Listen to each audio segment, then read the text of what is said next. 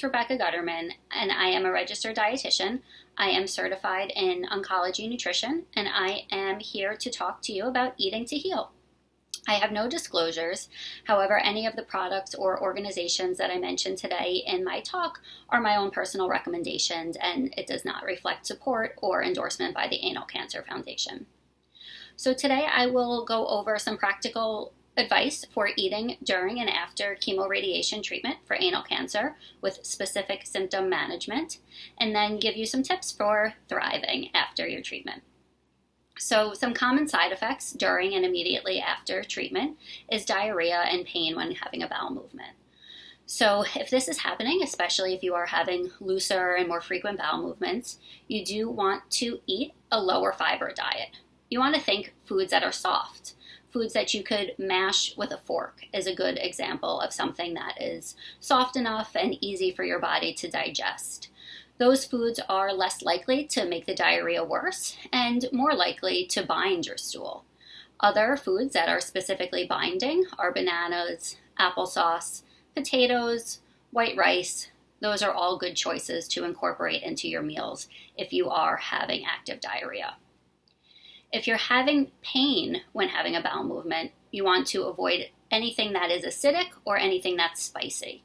So things like citrus fruits, tomato sauce, hot peppers, alcohol, coffee, or caffeinated beverages are also known to be irritating. It is important, if you are having frequent bowel movements, that you stay hydrated. So instead of just water, especially if it is difficult for you to be eating, I do recommend rehydrating with an electrolyte beverage. Noon Sport, Drip Drop, or Pedialyte Advanced Care Plus have a more concentrated amount of electrolytes in them than the standard sports drinks, so those are the ones that I usually recommend to people going through treatment. Some of the longer-term side effects are gas. So foods that are more likely to make gas worse are things like sugar alcohols. These are listed on the label, but you often have to read the ingredient list. They end in OL, like mannitol or sorbitol. Swallowing air can also make gas worse, so you want to avoid carbonated beverages, sipping through a straw, or chewing gum. Keeping a food journal is a really good way to know which foods give you gas, because it is different for everyone. A lot of foods that are commonly bothersome are foods with added fiber or fiber supplements. The cruciferous vegetables, like broccoli, cabbage, cauliflower, bok choy. Onions bother a lot of people, unfortunately, and so do beans. Sometimes it's also the amount of these foods that are eaten that are bothersome to certain people. So keeping a food journal is a really good way to determine which foods bother you specifically. And this may change with time, but it is good to have that list handy. So some tips to thrive. Eating a plant-based diet is something that I encourage. It doesn't mean that you can't have any animal products, but it does mean that your diet is heavy in plant foods. This provides a lot of fiber, antioxidants, phytochemicals, all beneficial food properties that help prevent cancer recurrence.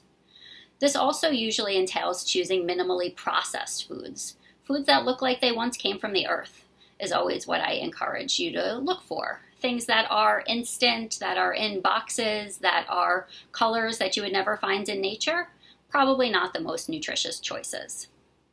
Maintaining an adequate intake of protein is especially important immediately after your treatment and for the long term.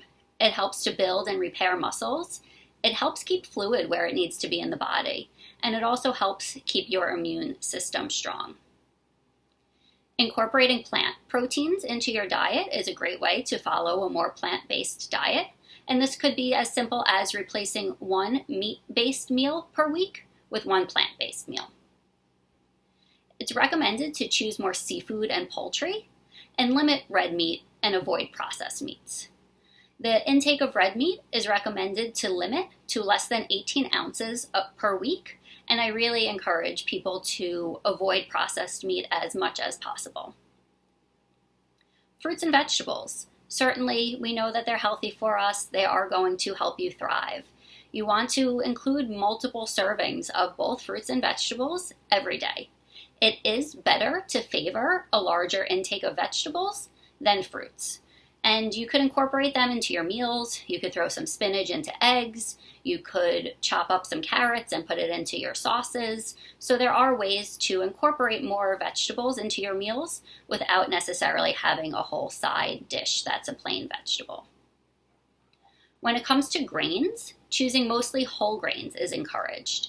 So things like oats, barley, bulgur, brown rice, quinoa, farro, those are all great choices because they're higher in nutrients and higher in fiber.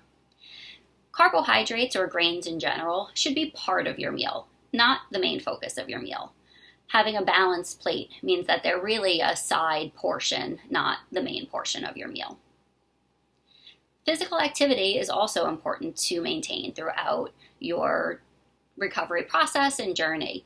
30 minutes of low-impact physical activity per day is encouraged. And I always say, just move with purpose. Go for a walk for the sake of going for a walk. You could do things that you enjoy. You could do things with others that you find fun. Just move your body. I listed some resources and specialists. Most cancer centers have a registered dietitian on staff that you can speak with. If your center does not, you could always go to eatright.org, find a nutrition expert. There's a list of registered dietitians in your area. Other helpful resources are websites like Cook for Your Life, AICR.org, and Today's Dietitian. Cook for Your Life has multiple recipes, and you could filter by health consideration. So you could filter for those low-fiber foods that you would want to be eating while you're having diarrhea. The American Institute for Cancer Research has wonderful evidence-based nutrition recommendations. They have a whole section on diet and nutrition. And Today's Dietitian has some more in-depth articles on various nutrition-related topics, cancer and otherwise. So it's a great resource to find articles often written by registered dietitians. Thank you very much, and I hope everyone is doing well today.